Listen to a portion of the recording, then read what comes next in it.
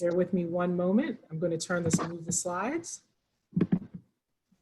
So for Chester Library, we just want to go over a few housekeeping items. Just so you're aware, the library is still not open yet. However, all items are renewed and fines are waived until July 31st.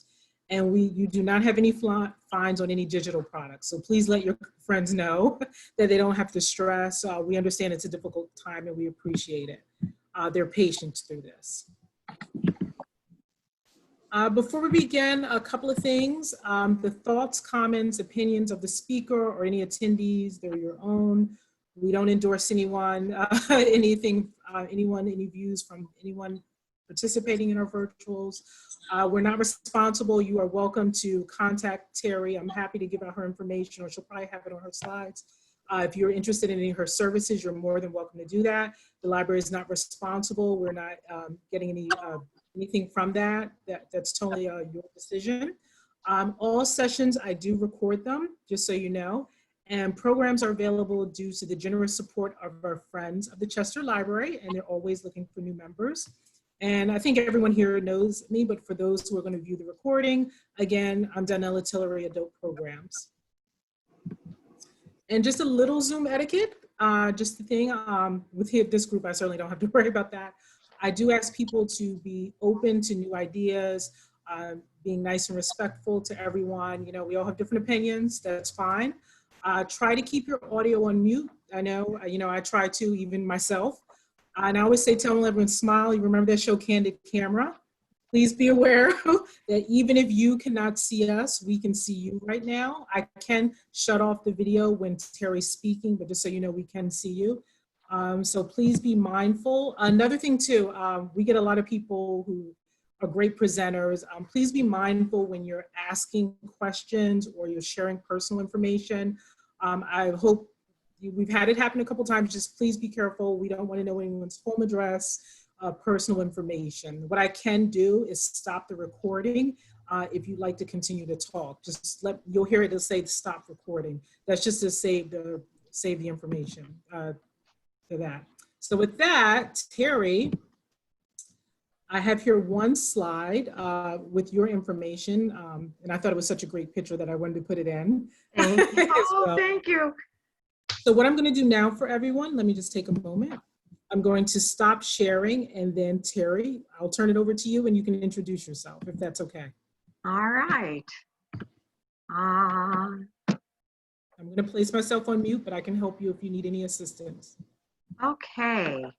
Well, thank you for being here, everyone. I just love sharing these programs, and with most of you knowing that history seems to have swallowed up handwriting into electronic processing of our communications, texts and things like that and emails are like the junk mail or junk food of our way of communicating these days. Wondering how I got into this? I've been a calligrapher for 50 years. I am retired now. My hand is somewhat given out, but I've done pieces of or documents for queens, kings, churches, royalty all around the world, governments. The piece right behind me here was a private commission. It's got 524 little sayings in it. That was meant to be a good motivation piece. I've been giving programs all across North America for the last 30 years, including Canada, where I lived for 14 years.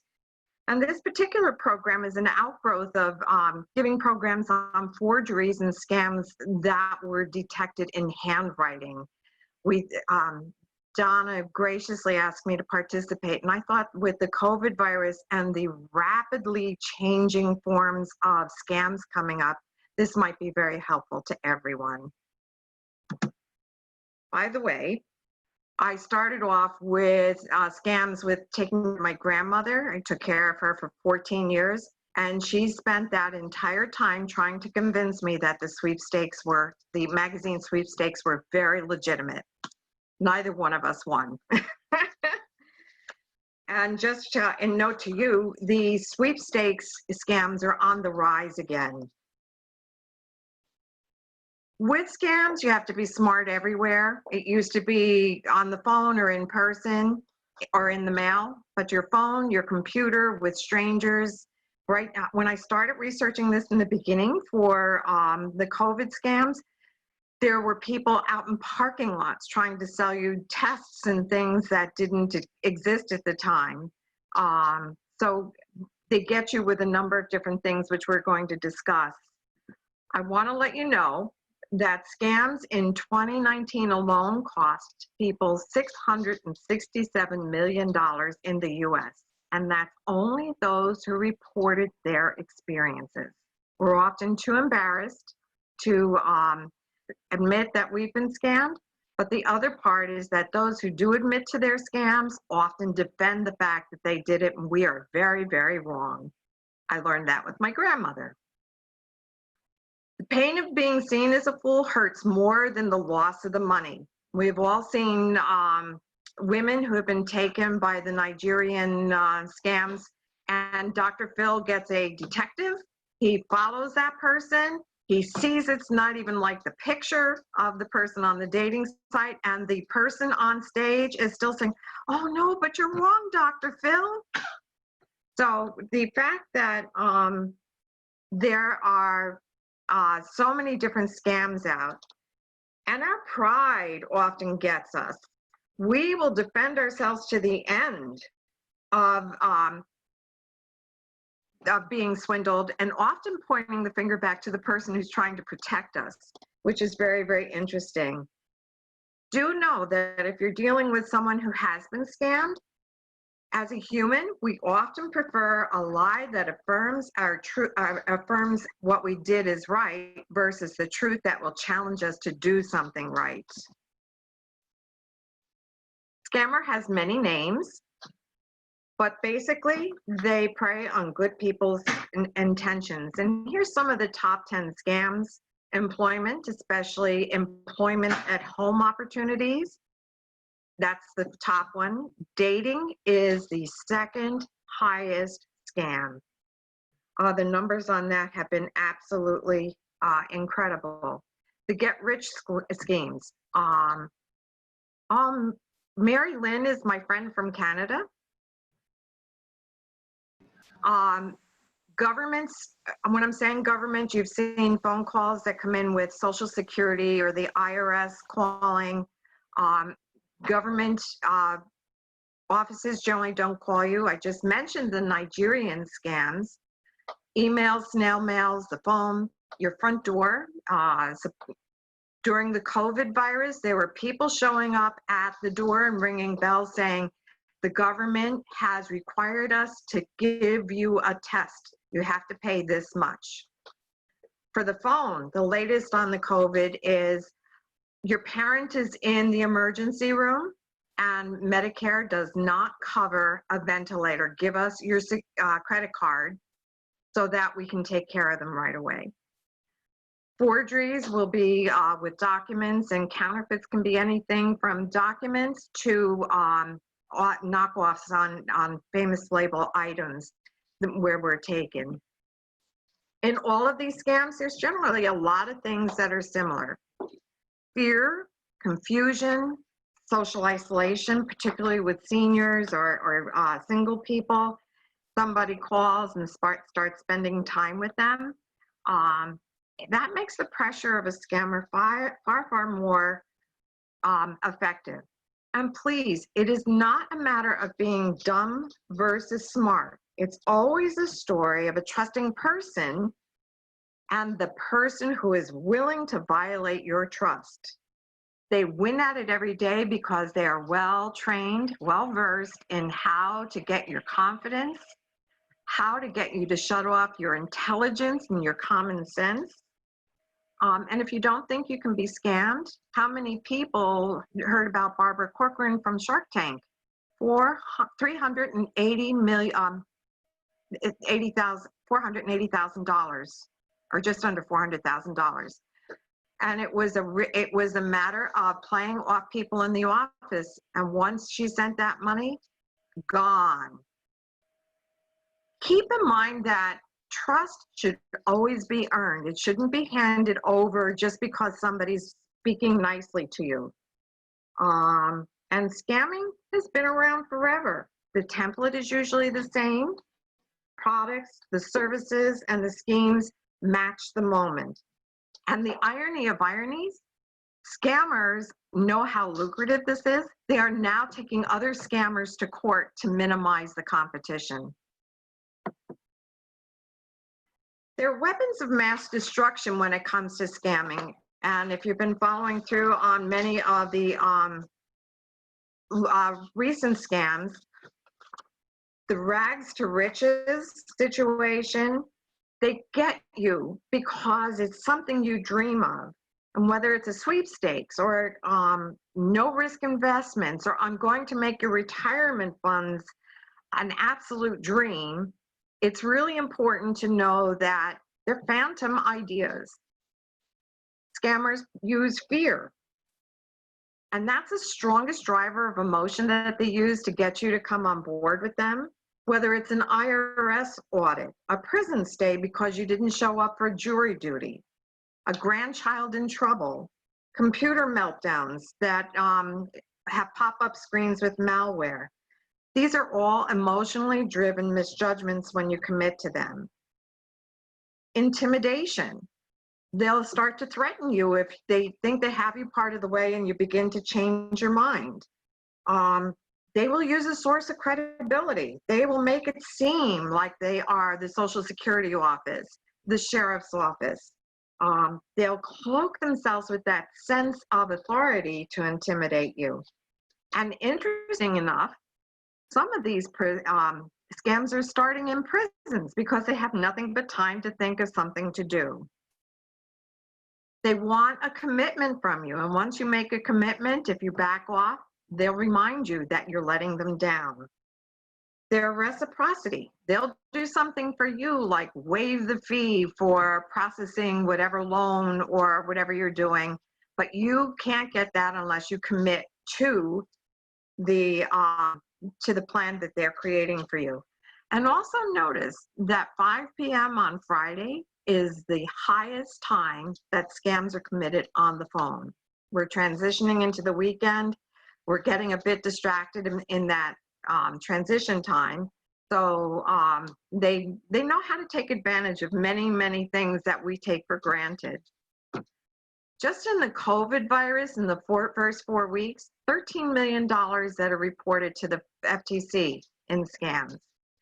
The German government, in their haste to get financial aid out to everyone, did not put enough safety features into their website, and they lost several million euros.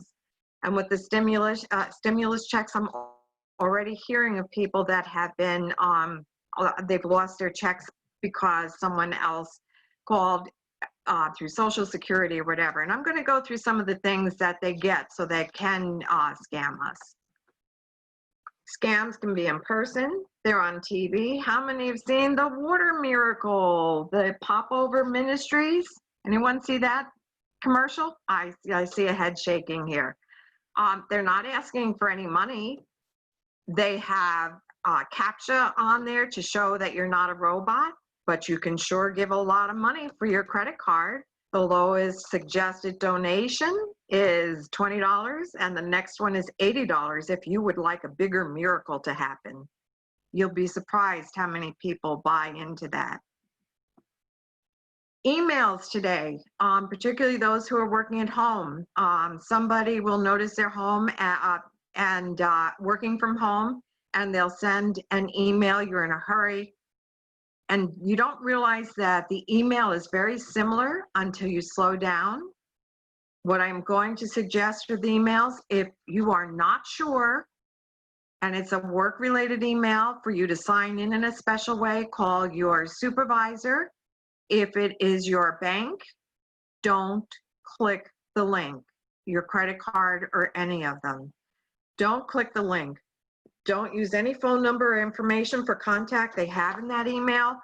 Go to the back of your credit card, your bank statements, and call them directly to see if they are indeed trying to reach you. One of the reasons that there are so many COVID scams going on so quickly right now is that we didn't have a lot of solid information to begin with, and many things changed very, very rapidly. In the first 2 weeks of the COVID virus, 540 websites registered with the keyword COVID virus. People were logging on to that, trying to get information about the virus, trying to find personal protection equipment, trying to find toilet paper, trying to find cleaning solutions, and their computers were infected with malware by going into there. So use reputable websites. The Census Bureau, I was just in touch with them, trying to get information for this program. And at the end of this program, I have a whole list of government sites and other areas that you can go to confirm. Use those numbers. Don't use numbers you find on the website. Here's the key thing: nada, nothing, ever. And I hope you all keep that in mind. Do not give personal info to get info. Even if they call and say it's Medicare, if it's Social Security, if it's your credit card, if you're not sure that that is an authentic place, do not give any information. Again, go to the source and call the place immediately. And that includes getting texts on your phones. If you have to give info in order to get info and your stomach has that free-falling pit, err on the safe side. Social media is a big place where scams start. When you post your vacation, your birthday, your photos of an expensive diamond ring you just got for an engagement, you are telling somebody who has nothing better to do but check out what you have, that you are not at home, that you have something expensive worth breaking into the house for. And why not your birthday? Because that birthday information, compared to any other place they can go, will verify that this is a bona fide birth date for you for identification purposes. Digital Frankensteins. This is the malware that gets installed on your computer when you open up some of these sites, or when you go visiting some. Look up on your toolbar, and if it has an unlocked icon, be very careful about going there, because in some of those instances, it can get the malware, and once the malware is installed on your computer, they can get to your bank, credit cards, credit history, your credit loans. Right now, some of the credit credit score companies are offering their services for free, so you can check as often as you want. Usually it's 3 times a year you can get it. Also, when you post your stuff online, say for instance, I saw people putting their pictures of their stimulus checks online, and on it they had other accounts that they did business with. So we knew they shopped at Target. They purchased online from Nordstrom. So you're giving scammers the opportunity to very, very easily go into your accounts and shop before you know what's going on. Also, beware of your bank. Double check them. Banks have been known to set up fake accounts for their customers. Wells Fargo is still fighting that reputation. The other thing is, some of the banks during this time have set you up for forbearance. Whether you needed it, ask for it or not. Make sure that your accounts with your bank and your credit cards haven't been set up that way. Also, beware of family having your information. And if they like to help themselves to your bank accounts for loans or sign you up. I just finished showing that there was a forgery on a bank loan in Chicago because the signature was forged. It is so easy to get information. Don't leave it laying it out. Keep your signature simple. I love when I do the signature analysis programs, and somebody always go, well, I do my signature messy so nobody can forge it. That's the easiest signature to forge. Keep it simple, keep it clean, without hesitation, and it's much harder to forge. And there's another thing, if you do happen to do your banking via the old way of checks, don't put any other information on them anymore other than your name, not your address or phone number or anything. The old-fashioned mailbox. Do you know how much people can find out about you before even meeting you? Your mail carrier knows how good your credit rating is by the number of credit card offers you get, the number of financial seminars, which are usually always in postcard form, how many vacation places you are invited to or to purchase into. If you do not have a locking mailbox, a person who wants to know more about you can just look in that without even opening anything and know the same thing. And just as a heads up, if you do not have a locked mailbox, if you're putting bills out, you know how we usually tuck them at the edge of the box for the post person to pick up? Don't leave them there. Mail them, because the scammers again pick them up and glean that information to use against you. Remember the old adage, if it's too good to be true? I picked Bernie deliberately here. If you are easily charmed, lonely, and this is particularly true of seniors who are widowed, have you told everyone you move around a lot, you have no family nearby? The new financial planner, or your pastor, or your neighbor, friend, or long lost nephew is starting to ask you a lot about your finances, and you're feeling uncomfortable about it. Remember, Bernie Madoff did the exact same thing. Then there was Jim Baker, Pastor Jim Baker, and Tammy. And I just read about this is very recent, a Texas pastor who was bilking his parishioners, mostly seniors, out of $29.3 million. Be cautious of people who are inquiring that you feel shouldn't be inquiring. And if that person shows up in your life and they're very willing to take over everything, be very cautious about that. The other thing, we're at an age too where we might have family members who have a caretaker so that our loved ones can age in place at home. Make sure signatures, bank accounts, credit card accounts are not left out in the open. We had one situation where the caretaker took all the bank information, opened up an online account at the client's old bank, and switched everything over to her own account, and they couldn't do anything about it. So again, it's just being more cautious, preempting the situation. As I said earlier, dating is the #2 scheme, which has about $169 million, again, of reported losses in 2017. And here's some things here. Anybody in the audience do online dating? I can't see all of you. No? No. All right. If you have It's stressful. For about 12 years. Pardon? I did for about a dozen years. I gather since you're not doing it, you didn't find it fulfilling in the long run. Too much work. It took a long time, but it was quite a journey. What a good word. For those of you who have friends who have found their love on there, we all know that the heart rules the pocketbook, and that's why we often become victims. And surprising, it's mostly educated women who are feeling very vulnerable.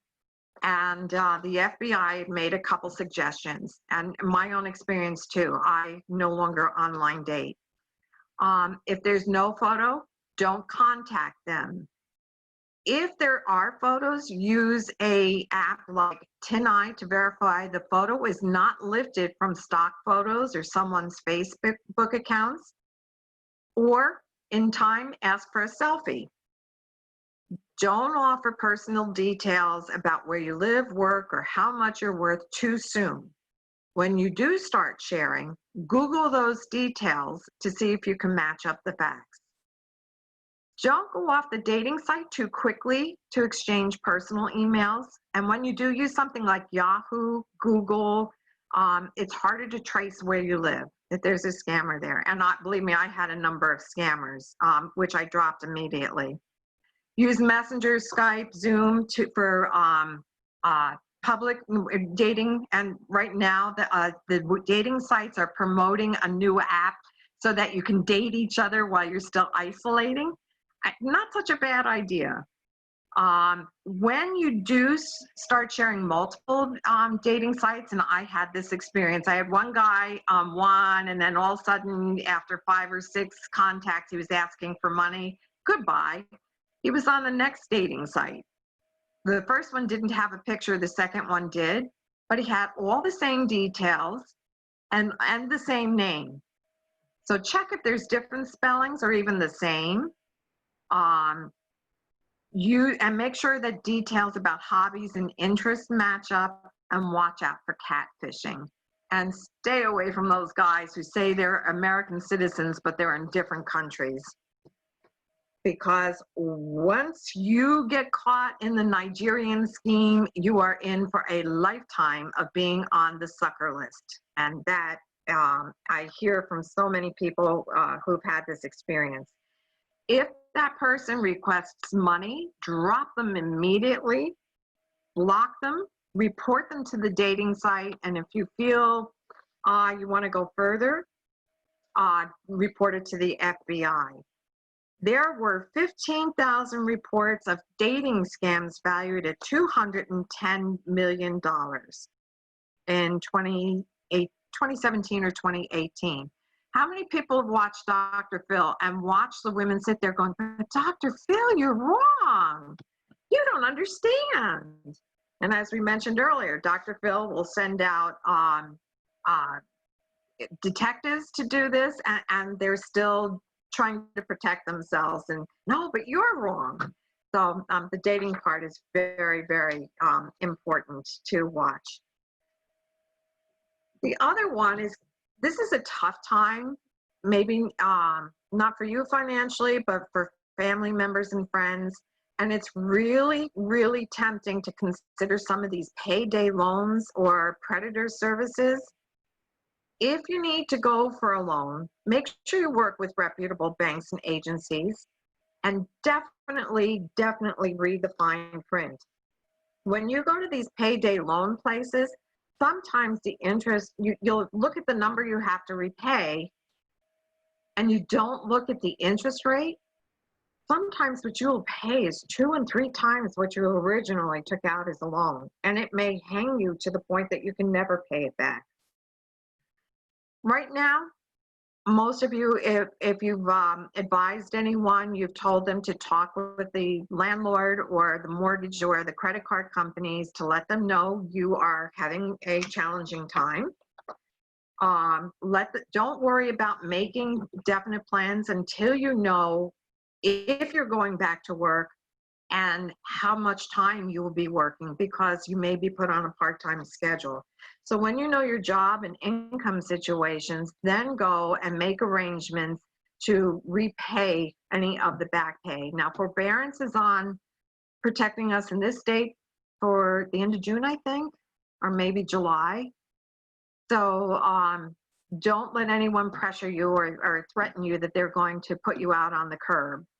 You do have some protection under the COVID laws that were recently put into place. Be careful about your credit card loans too, because those can add up. If you look at the interest rates, depending on your credit score, some of those rates can go up to 24%. And believe me, that can swallow up. If you can't pay your loan back within the month, over the months, that can really swallow you up. I was just on a Zoom conference this morning about financing. If you have IRAs or some retirement loans, speak with a financial planner about how you can take a loan out against there, because there are a couple good things that have just changed again because of the COVID. You can take your IRAs out without penalty. You can make them a loan and repay them within a certain amount of time, and do get the details. Typical government, it is very involved. Make sure you read the fine print and understand it. But if you take a loan out from your own IRAs, you can repay them, and you're paying yourself back with the interest. You're not paying someone else with the interest. But carefully consider, don't run on fear, because that's the part that helps you get caught up in things that can be very, very expensive in the long run. One of the things I said probably the top was the work at home employment scams. And how that works is that you generally don't see that person, but they're very hands-on and being interactive either by phone, text, or email. And these plans usually offer little or no work for a fairly good price, or they're offering you work and you send in a check to get the package and they don't send you anything. So you're out that money. The key thing to remember is that if they're willing to offer you work at a very, very healthy fat paycheck, be cautious, because they may pay you. And in order to pay you, they're going to get your social security number, first ID, your birth date, your bank routing number, your address. They'll take that information and they will use it to keep the scam going perpetually. Sometimes they will pay you with a nice big fat check here and say, oops, we overpaid you. You need to send part of it back. You pay it back, and then at the same time, the bank is saying the check is NSF and you're out lots of money. So be very careful about these. Do your due diligence and be very cautious about it. Today, the young people, the millennials, aren't working with checks. They're used to taking their phones and tapping phones and sending money, or just tapping the phones to one another. During the COVID virus, there has been a lot of contactless payment. So people aren't used to checks. As a result, the scammers are forging checks, and they are not legitimate. Before you deposit them or even take them, check with the bank to see if they're valid. If they're not, please stop off at your nearest police station and report it. You may think you're the only one, but when the police see a pattern of things, I've done neighborhood watch in a number of neighborhoods. Sometimes you're just unaware that there's 10, 12, 15 things going on in your neighborhood, and the police aren't aware of it because nobody says anything. Take those few minutes to alert the police. If they can identify a pattern, it helps everyone. And please, if you have to pay a price to collect a price, run the other direction very, very fast. My grandmother used to call me when cell phones first came out and I was on the road as a national sales manager. Oh, you have to be here on Sunday. Ed McMahon or some famous person was going to be on her doorstep, and never, ever showed up. Fortunately, I took her checkbook away from her. Otherwise, she would have been putting out even more money. But before I did that, I figured she had spent over $100,000 on scam items and never got anything for it. There's safety things, of course. If you have a phone call that's coming in and you don't know who it is, let it go to voicemail. If it's legitimate, they'll leave a message. Government agencies generally don't call you unless you've already been in their office or they send you a letter. Don't give any information. Again, hang up and call the office directly. You can ask for the name of the person that called, but generally they're not. Scammers buy phone numbers on a 2-week period, and they spoof them through computers. So the caller ID can look like it's very legitimate. I just had one a couple weeks ago. It looked like it was the Board of Education from my town. And it was one of those for the energy. Oh, have your PSE&G bill ready. I have a better rate for you. So try and avoid them if you can. If you don't feel comfortable about a situation, if it doesn't feel right, walk away from it. Check your bank, credit card, and debit cards regularly, because scammers generally start off with taking your credit card numbers or your bank accounts and doing small transactions, hoping they're testing to see if you're noticing it. And if you're not, they're going to go to bigger numbers.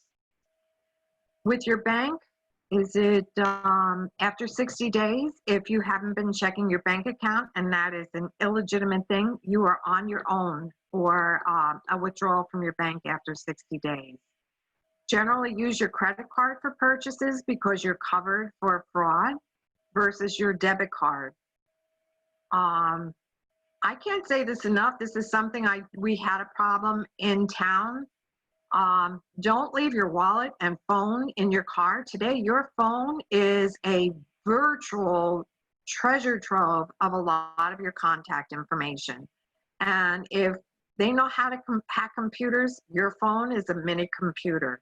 Your wallet. And before, if you got your wallet stolen, you replaced your driver's license and your social security card and credit cards.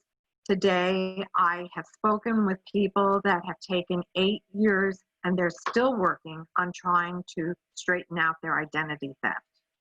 So it's a lot easier and a lot less expensive to take a few minutes to make sure where your wallet and card and your phone are versus leaving it because you don't want to carry it around. If someone comes to your door unexpectedly, and this may be for your parents or older aunts and uncles, and they say, I'm from the town, I have to check your water meter. If you did not get a message or a phone call in advance about that, and generally they will write, lock the door, call the agency or utility to verify it. Do not allow them to go into your house. There have been many a time that they come in, they're usually in 2 or 3s. One will go down and pretend to look at the meter in the basement while the other person is going through your house, rifling through for your valuables. So verify. Trust, but verify. I don't remember who said that, but it's a good mantra to remember. If you have someone who's getting older and a little frightened of handling things, advocate for them. Advocate to handle the Boilermaker operators or review sweepstakes or any kind of information they're just not so sure about. Better that than going to someone they're not sure of. And if you have to hide information from your loved ones about your actions, stop immediately. That's a good gauge about how confident you should be to move forward or to stop doing something right at that time. I have a whole bunch of, at the end of this, there's 3 pages of government agencies for numbers. Let's see what I have for you here. Resources, contact them, and asking you to be safe, of course. I also have information on charities, Password Manager, Facebook, and AARP, which has been, they have an awesome column every month in their newspaper and magazines about staying safe from fraud. They also gave an incredible presentation last year on Rutgers campus about handling scams or avoiding them. So there's so many multiple sources, and I wanted to be very, very careful because I have a file this high, about so many different things, but it would have been so easy to overwhelm you and lose you. And besides, I liked meeting you all. I hope that I leave you with just enough questions eventually to ask me to come back. Does anyone have any questions? Actually, I do. Who does? Carol. Hi, Carol. What's your Hi. question? I actually just got a couple calls from the Census Bureau.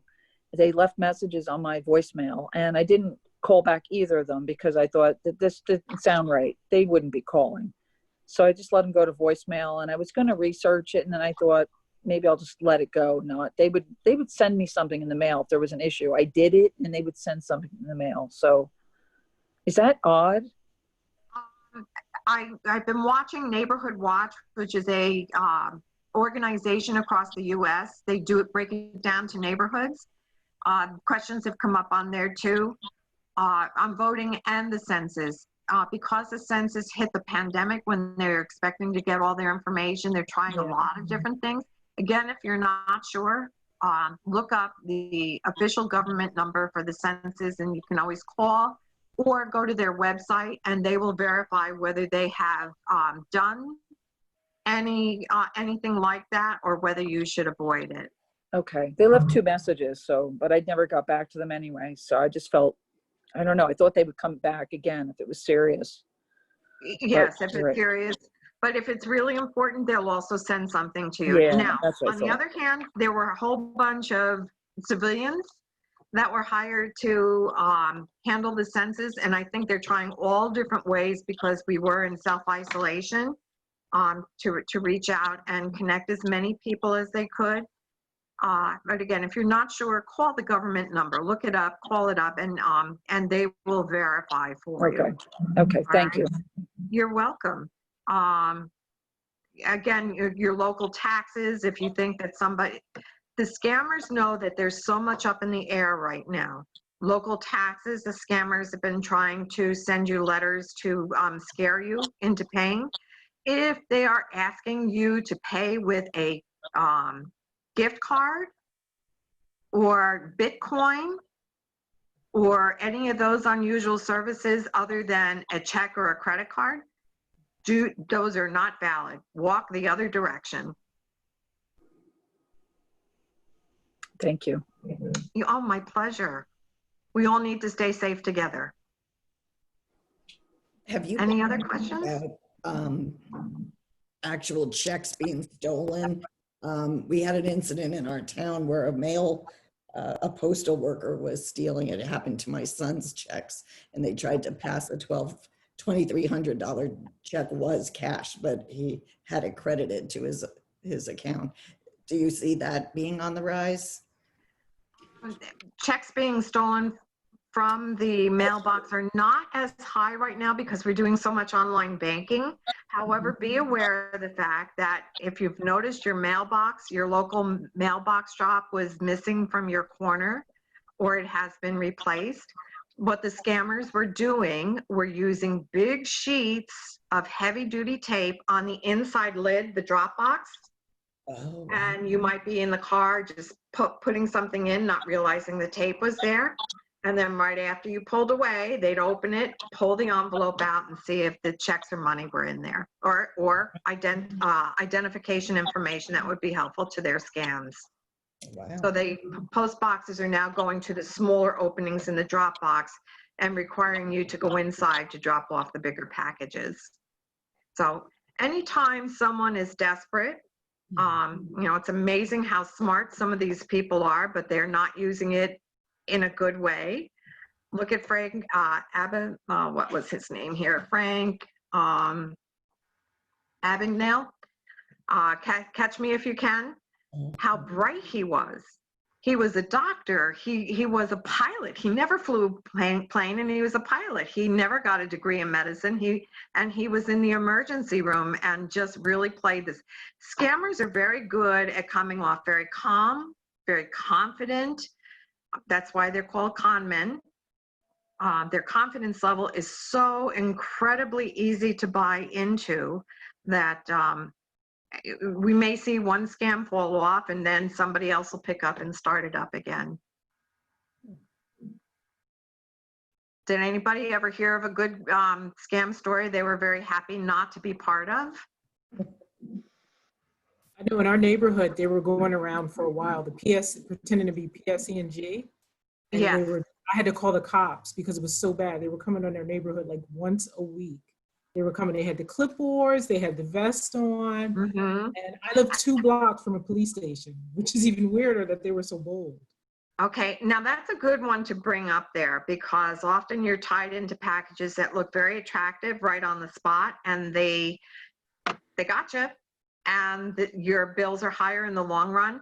First of all, most towns now have they have to have a special permit to go around. Some towns you're not allowed to do it at all. Some communities within towns you're not allowed to do it. So ask to see their permit if you're not aware of what the town policy is about soliciting.